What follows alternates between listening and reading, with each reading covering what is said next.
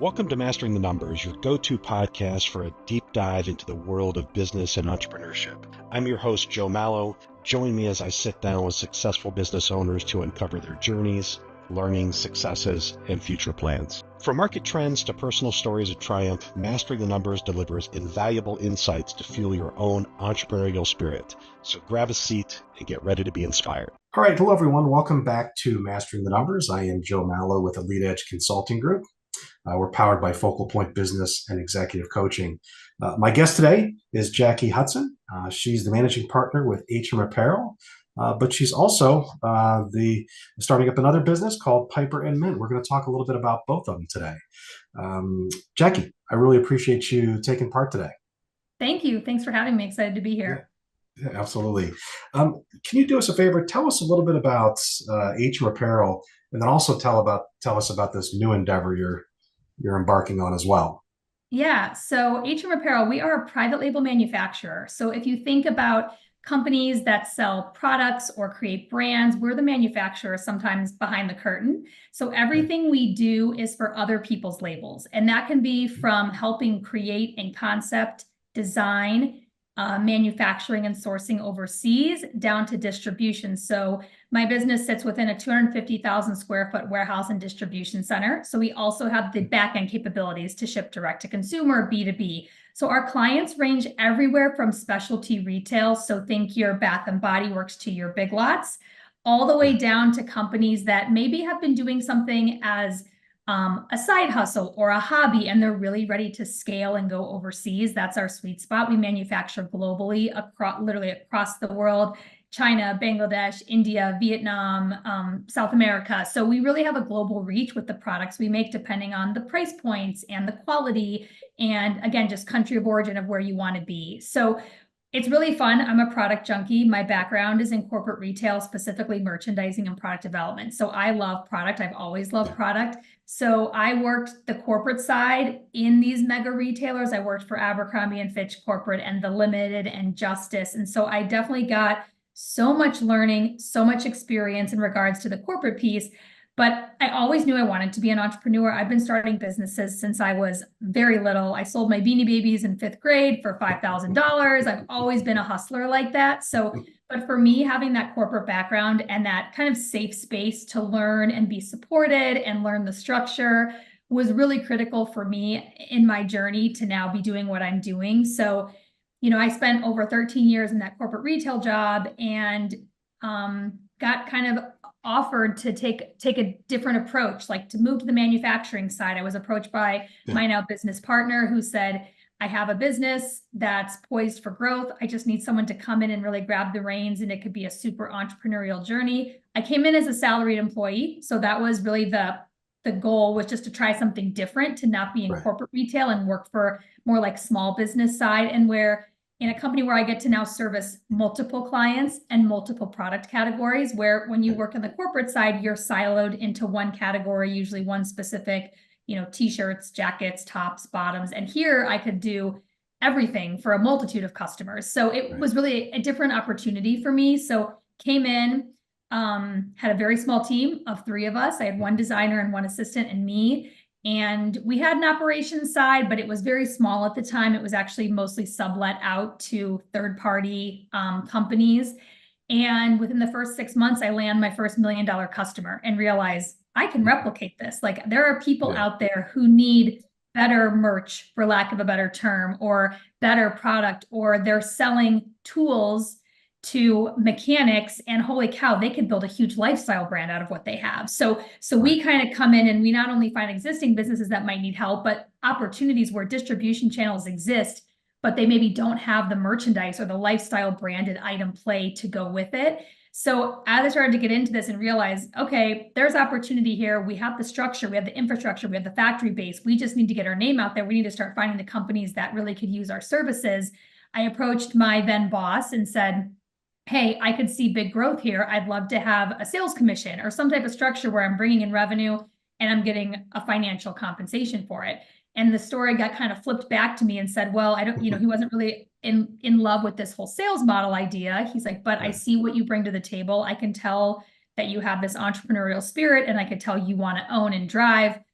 would you be interested in buying into the company? So at that point, it was, a healthy 7-figure business. And so buying in was not chump change. I mean, we did a lot. We took money out of our house. We cashed out major stocks. We took out loans. I mean, it was a very big bet and investment on me and this business and where I thought it could go. But at the time, my husband and I knew that I wanted to do something like this, and I could come into a business that already had the structure. It had accounting, it had, HR, right? It has all these structures already built. So I could just come in and do my best job, which is create and sell.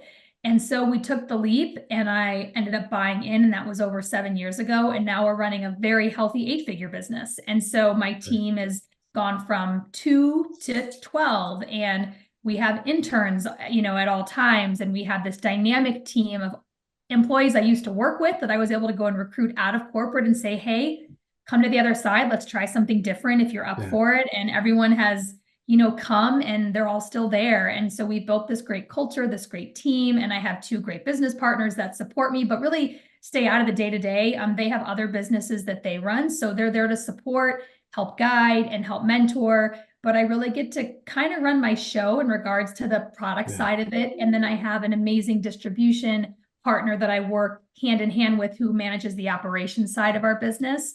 So it's been a great journey. I've learned a lot. Sometimes it still does get lonely at the top. I'll tell you that is a thing, and that's a real thing that I still, face and deal with, and making, you have to be very self-motivated. You have to know that sometimes you might be the only one, feeling like the only one that's really churning and burning that midnight oil, but it's for something bigger, and it's to create that financial freedom that most entrepreneurs are looking for, and just freedom of time, and all the things that come with hopefully building a successful business. And so it's been the best investment I ever made in myself, for sure. And it's yielding great benefits. But at the same time, that's been 7 years of me helping other people bring brands and product to life, all the while knowing, like, deep down in my core, like, I also want to do this for myself. I want to have my own product-based business. I want to run it the way that I fully want to run it, and all the things, that come with being a sole owner versus having partners in the mix. And so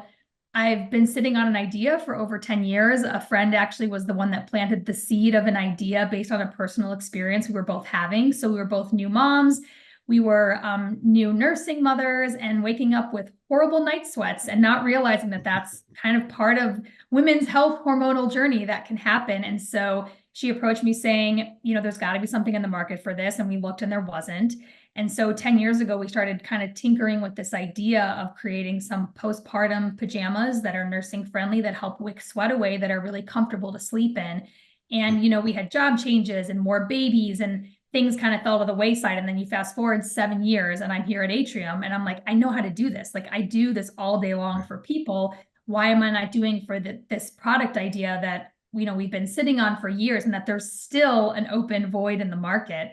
So I asked my friend if she wanted to join with me, and she's like, no, I'm good, but you go for it. So I baked in a little royalty deal for her for the original idea that seed she planted. And I've been off to the races for the past 3 years, kind of working on nights and weekends around my day job, doing research and development, and really testing and focus grouping. I found women in Facebook focus groups that were having night sweats, and said, hey, I got some pajamas. Can I just send them to you? Let me know if they work. And we've been through multiple iterations, and I'm excited to say that we officially launched 3 months ago. And, some of the biggest learnings I had there for me, and where I'm at in my life, my work life, I still do have Atrium, and I love it, and I love what I do, and I have a big team. And so it's not that I was ready to close the door on wanting to open this door. I knew that as an entrepreneur, if I want to replicate this, like, I also own some investment properties, and like, there's other things that I see in my scope of being an entrepreneur that are just beyond one. And in order to do that, like, you need help. Like, you need to know that same money I invested in myself in Atrium was going to come back tenfold. So similar to this Piper and Mint business, I decided to hire a full-time employee before I even had a business and had sales. And luckily, my one business funded me that ability. I know not everybody's in that situation, but no different than me draining my savings to buy into Atrium, a similar thing. I parked money aside and said, I'm going to hire this employee because I know that there is no way I can launch a second business, still working my more than full-time job with Atrium.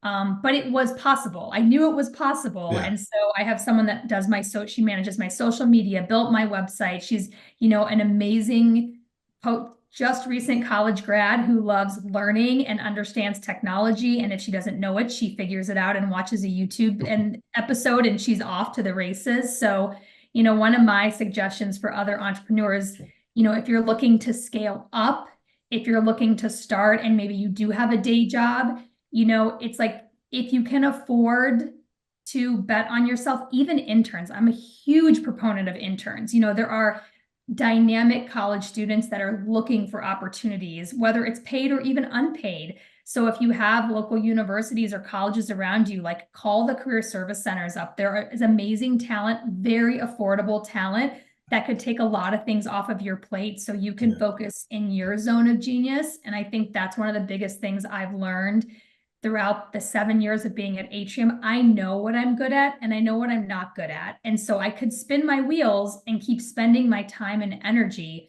on the things that I'm not good at just because, well, I can do it. And it might save us some money if I just do it. But then if I was actually focusing my time and energy on the best things I do, which is sales and product innovation, 10, 20x the business, and it'll pay 5 times over for the operations person or the HR help or whatever that was, that again is just not my forte. So I think that's been my learning with Atrium that I've taken into Piper and Mint now is I'm good with product. I can see the vision of the brand. I know the marketing channels we need to get into, but then the execution of it, like that back end piece of doing it and finding it, like, that's where I have my girl Bailey, who will go and figure that out and do it for me. So I can kind of cast that vision and then have someone that enjoys that execution piece. Where for me, that doesn't bring me as much joy as thinking about what's next. So those are, kind of some of the learnings and things that I've gotten to encounter between, moving from one business and now launching another. Yeah. Delegation is so critical in growth. A lot of business owners just refuse to delegate. They feel they have to do it all on their own because they're the only ones that know, and it stunts growth. So and I think that's good advice. And there might be a time there will be a time, I should say, where someone that you delegated something to won't do it the way that you would have done it, and maybe that output of what their work wasn't as great or as big as what you think you could have done. But if you used your time the best way, you're already on to growing the business the next way. So that delta is so nominal compared to where you should be focusing and getting that next customer, client, whatever that is for your business. Yeah, for sure. So with buying into Atrium and then starting another business, what have been some of the biggest challenges or struggles that you've had to overcome? Yeah, time management for sure, right? And I'm also a mother and a wife with 2 busy boys that are in sports nonstop. And so, you have to come to terms that you only can do so much without completely crippling yourself. And I believe in work-life integration, not really balance, because I think balance is a hard word to kind of sort out. It makes you always feel like something's always giving and something's always taking, right? So the idea of integration is just finding ways that you can make the 2 work together. So I don't feel guilty anymore if I put my boys to bed and I'm hopping back online, okay, well, I'll make sure that I'm having a date night the next night with my husband to give him time, right? It's finding that way to weave it in and also take that little bit of that guilt and pressure off yourself, and know that there's also times where you kind of just have to buckle down and do it. And you're gonna, I'll tell my family, hey guys, this is a really busy week for mom. I'm gonna have a couple things after work, and just know that I will be there for this night and this night to tuck you in, and I'll make dinner on this night. So I try to engage my family as well with the why of what I'm doing. It's not just, oh, I don't want to be with you. It's like, no, I'm actually meeting with an important customer, and this is what this means. And, so trying to tie those things into, I think gives, especially young children, some clarity and understanding to why mom might be gone tonight.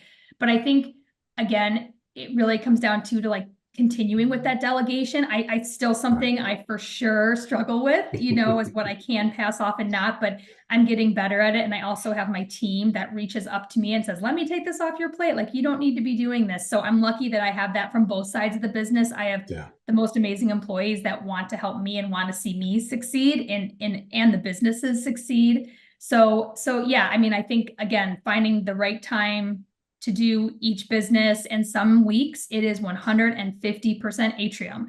And then some weeks I can sneak in some more Piper and Mint time. And I just, have to be okay with those ebbs and flows. I can't be super stringent on, blocking these times. Like, I will try to calendar block, but especially in manufacturing, things change literally by the minute, whether it's client needs, product issues. And so it's a little bit trickier to make a set schedule and just stick to it. So I just do my best. I, do a lot via text with customers and with my employees and, try to multitask a lot for sure. But I do think, again, Pipermint would not have happened if I had not delegated a ton of work and hired a full-time employee to get it. That's why 10 years have gone by and there was no business. So, to me, I'm continuing to work on that at Atrium. I have a new sales associate that I hired who's killing it. And I thought, like, oh, I'm the sales girl. It's like, oh, no. I mean, this girl is light years beyond what I could have done for this business. And so when you expose yourself and take that leap and take that risk, and then you start to see it pay off, it's like, oh my gosh, what else could I be doing with my time and strategy and support, and continue to backfill myself in other ways. So it's definitely a work in progress. By no means do I have this whole running two business thing down yet. Every day I'm learning, but again, I think it's also knowing when to stop and when to say, you know what, tonight computer shuts down and I'm like, emails will wait. And I want to sit and watch the Olympics with my kiddos. And that's what we're going to do. So I think it's being able to self-regulate some of that, because most of us entrepreneurs could literally work 24 hours a day because we love it, right? Like, that's why we're doing this, hopefully, is because we love it. So sometimes you have to just, take the breath and close, put the phone away and close the laptop, which I do, and know that it'll still be there tomorrow. So self-regulation too, a little bit. Self-regulation, that's right. That's good about you. So I like the work-life integration. You're the second person in the last couple of weeks that said I don't, it's not work-life balance, it's work-life integration. I think I need to probably think about it that way, because I don't think I've ever found work-life balance in 28 years. So I think I'm going to have to start thinking about things a little differently. Yeah. And I think, again, especially as entrepreneurs, I think work is our life. We're not necessarily, I hope some, not all, are not just working to live, but that we enjoy the work we're doing. And so it is part of your life. It's part of, I think, your mission, Joe, is to help other business owners. And you can take all this experience and knowledge that you have, and you're turning it into a passion to help others, right? So that's a meaningful purpose. That's not just work, that's a life purpose there. And so to find ways to, again, integrate it and say, it doesn't have to be one or the other. It's how do I mold the two, and you're doing it together, whether you know it or not, that's what you're doing. And then just realizing where those boundaries are within both of them. And I think it really ebbs and flows with the seasons of life and what's going on. For sure. So. For sure. So what are some of the common misconceptions about running a business that you hear from other people? Oh, again, I'm going to go back to one of these things is you're just money obsessed. You're just obsessed with the bottom line. All it matters is a dollar, and it's, again, for me, and I think for a lot of other entrepreneurs, I'm working towards freedom. And that freedom can be in a lot of different ways. It could be freedom of time, relationship, getting to do all the things I like to do. I told you I play tennis competitively. My dream is one day that I can actually go to the tennis courts at noon and pick up a game on a Tuesday because I can, and know that my business won't suffer because of it. And that doesn't make me selfish in some ways for wanting that. It's just, that's my dream, is freedom of time and being able to, again, work in my zone of genius and do the best things I can do, and then have amazing team members to help me with the rest and do the best things that they can do. So I think a lot of times people think that being an entrepreneur is all about the dollar. And like to some extent, yes, because that dollar does afford you some of those luxuries. It allows me to hire an associate to help me buy inventory for Piper and Mint. So yes, like the money does matter. But for me, it's a higher purpose. It's to actually have a little bit more autonomy of my time, for me to be able to set my schedule and say, today I want to work here to here, and tonight I want to work here to here, because I want to fit all these other things in, or I want to own 10 businesses. And so in order to do that, I have to have autonomy of my time. I have to be able to make my own shots, call the shots or whatnot. So I think, you might go in for it for the money in some points, but if it's not something you love to do, then no dollar is worth it for sure, for how much effort and energy it really does take to run a business and the stress that goes into it. That, when there's stressful conversations happening with my leadership team, like I'm not showing that to my employees, right? Like that's not my job, is not to just like spew all the things happening behind closed doors. Like I'm their leader. I have to still show up and like be on and drive the business forward. And so I think also, I don't think people think entrepreneurship's rainbow and butterflies, but it's definitely, it's not. There's great, amazing moments, but then there's, some really, really hard times too. And it's being able to, if you don't believe in what you're doing, then those hard times will literally crush your business, right? Like you have to have that resiliency to bounce back, because there will be hard, like it's inevitable, it's going to happen.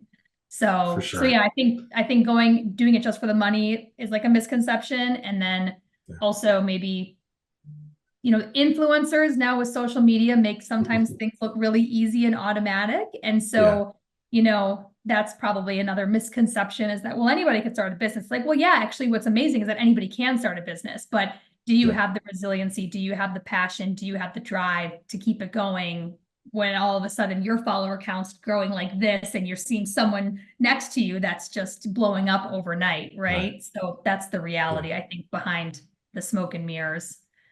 Yeah. I certainly feel some of those things too as a business owner. So with the two businesses, family, competing in tennis, and then trying to do all kinds of other things, how do you stay motivated and focused? Diet Coke and no. I think I have this just internal drive that I can't really explain. I don't think it was taught to me. I think I'm one of those like entrepreneurs where, again, it was just innate from a really young age that I knew I wanted to create things and make things. And I get bored easily. That's just my personality. So I think a little bit of it is really just who I am, and I love building and creating and seeing growth. And that can be in business, that can be in people, that can be my team. Like I want my team to continue to grow. So if I'm not growing the business, how are they going to grow? Right. So it's not, it's got multiple layers to it, I guess, in regards to what keeps me motivated. And also the fact that I am, this business is covering people's paychecks and their livelihood. Right. And knowing that that's important to me as well. Like that, makes me hustle and drive, because we've created these businesses that are, again, supporting other people. So I think, that definitely plays a role in it, with not being like a solo entrepreneur, having other people that are relying on you in the business to continue. But yeah, I think a lot of it, to be honest, is just this internal knowing and voice that I have more in me and I have more to give. And again, it's also that giving back piece too, right? As I continue to grow my businesses and as I can start to hit certain freedoms in my life, that I can then start to just give back that much more, is another motivator for me too. Yeah, that's great. Sometimes it's easier when it's just built in, right? Instead of having to, I mean, that's figure it out. It's all I know, but it also can make people look at me and they get very tired. My friends are like, "You're tiring me out," and I'm like, "That's cool, but like I feel great. Like I'm not tired, so I'll let you know when I am. But right now, I'm good." That's So great. So with Atrium and even with Piper Mint, how do you stay ahead of the competition in both of those situations? yeah, so what's funny, it's a little different because with Piper Mint, it's truly a product-based business. So I really do need to know my competition. And what's great is that I'm finding the white, I mean, really, I'm finding the white space opportunities. So my Right. pajamas just at a high level, combat night sweats. It was an experience I had postpartum. What happened with that business is I lean in, I buy my inventory, I go to market in this postpartum, post-pregnancy space, and all of a sudden I am being bombarded by menopausal women saying, what about us? We're sweating too. We're sweating for longer. So I'm at this point in my business right now where I am doing a hard, I wouldn't even say a pivot, but a huge additive piece of a market that I wasn't even aware, because again, it wasn't my personal experience. I'm not at that point of my life yet, right? But now all of a sudden this market went from being this big of a sliver to what I truly think is like the whale of all whales here. Yeah. So I think I was always trying to find the white space opportunity and speak to those people that weren't being spoken to. And now it's continuing with this whole menopausal market because again, there is no one speaking to them. But I take that to Atrium and it's not dissimilar, to be honest. My business partners that started this business, successful business 30 years ago, they were always looking for the pain points. Like, and it's still something that my CEO says all the time, like, we are here to help solve your pain points. We're not here to commoditize. I'm not going to be your cheapest graphic t-shirt, but I will solve the issue if you're having one with that, or if you have a market or a white space opportunity, let us come in and solve that problem for you. So interestingly, both my product-based business is definitely solving a problem. And then with Atrium, we truly are trying to come in and help these companies where they might not even know they need help, to be honest, or where they might not even know they have the opportunities. So I think it's, so what difference is though, in Atrium, I don't look at our competitors. I don't even know who they are, to be honest, because what we do is so unique. Like we have the best people that all come from the industry. We have over 30 years of factory base and knowledge. And so we just have found our sweet spot by being us, being authentically us, leaning in with our customer service, our speed to market, like all these things that as retail, all retail X's, my entire team comes from corporate retail. We just know how to do it. So that's kind of our sweet spot, and our special sauce is that we're a team made up of literally industry, specialists.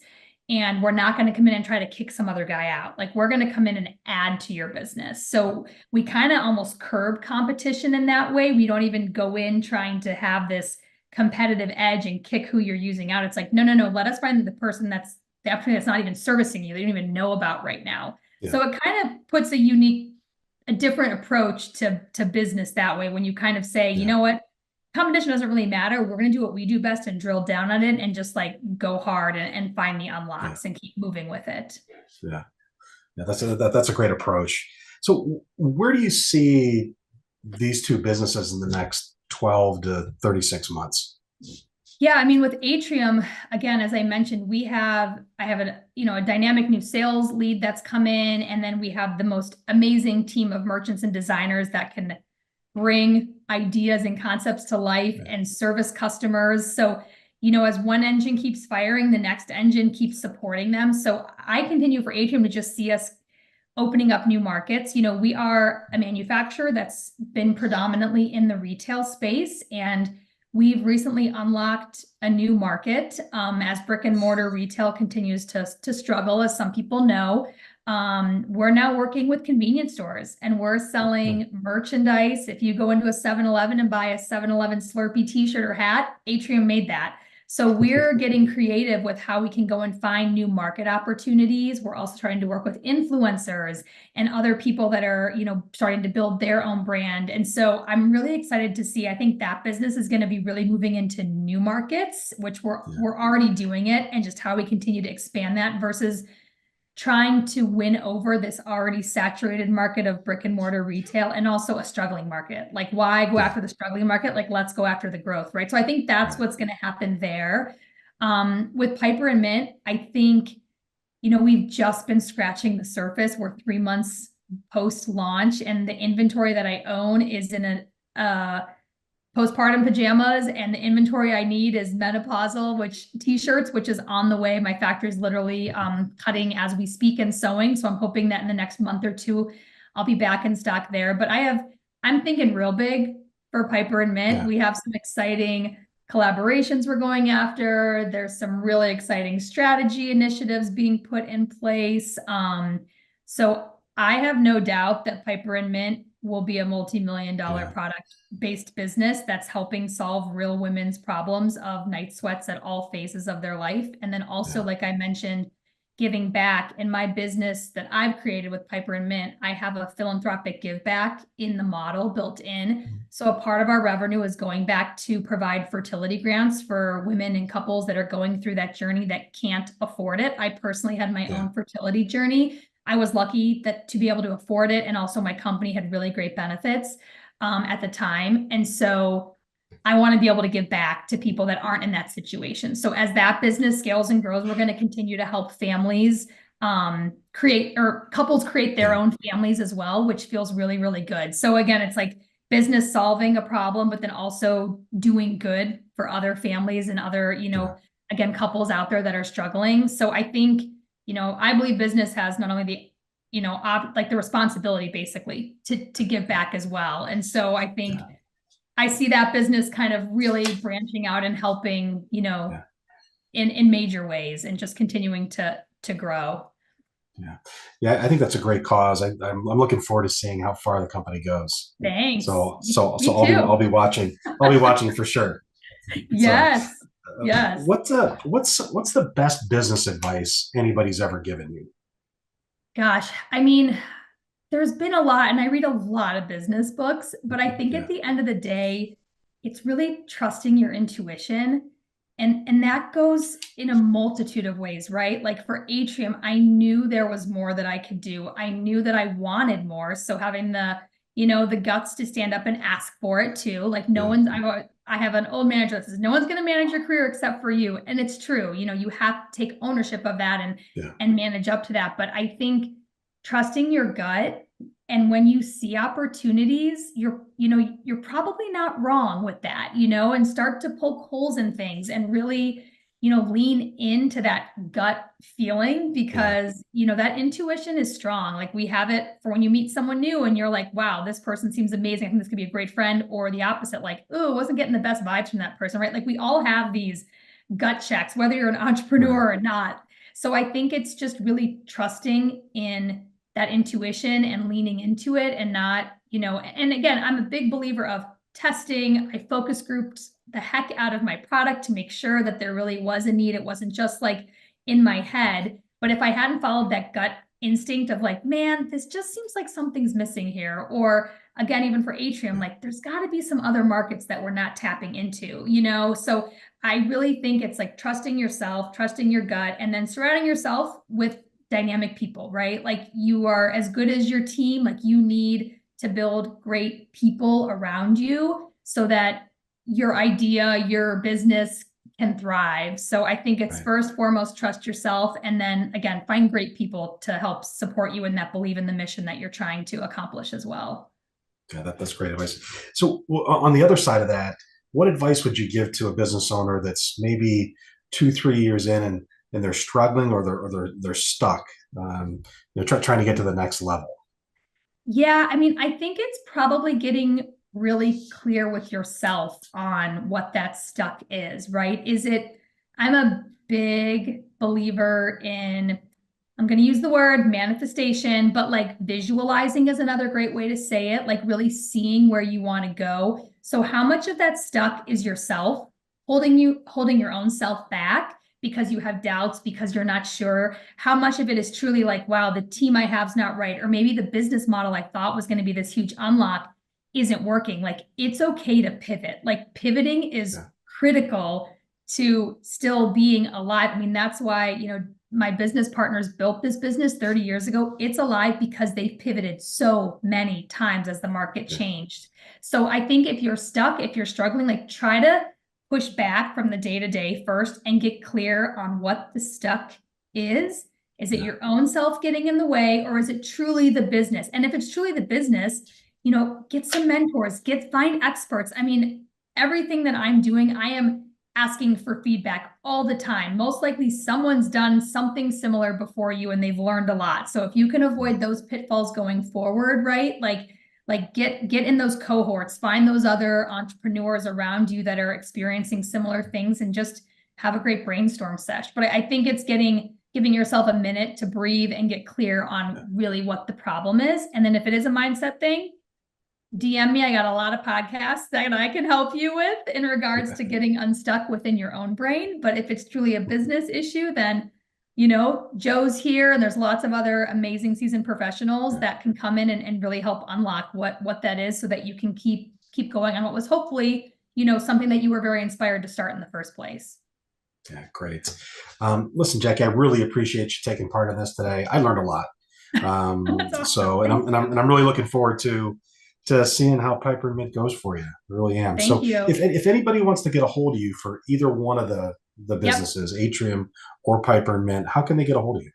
Yeah, so on LinkedIn, I'm Jackie Hudson. That's with a T, Hutson. So feel free to shoot me a LinkedIn message. I try to get on there at least once or twice a week, so give me some grace there. But I'm also very active on Instagram. So my Instagram handle is Create Jackie's Way. And then @Piper and Mint is our Instagram handle as well. We're also on TikTok for @Piper and Mint.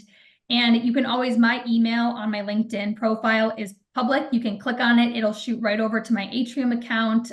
So happy to chat, discuss. If you're struggling and in need of some better merch, better level product, I'm happy to put you in touch with some of our amazing designers and account managers with Atrium. We'll get you onboarded. Or if you just want to learn a little bit more about, starting from zero, happy to help there and tell you how the journey's going, as I'm 3 months into it myself. Fantastic. Well, once again, thank you very much for your time. And for everybody out there listening, we appreciate you taking part. We'll see you next time on our next episode of Mastering the Numbers. Take care. Take care, Jackie. Thank you. You too, Joe. You've just experienced another insightful episode of Mastering the Numbers. We hope you enjoyed the journey and gained valuable insights to fuel your financial success. Don't forget to subscribe to Mastering the Numbers on your favorite podcast platform to never miss an episode. And be sure to leave us a review to let us know how we're doing. Until next time, keep pushing forward and let your entrepreneurial spirit soar. Thank you for listening.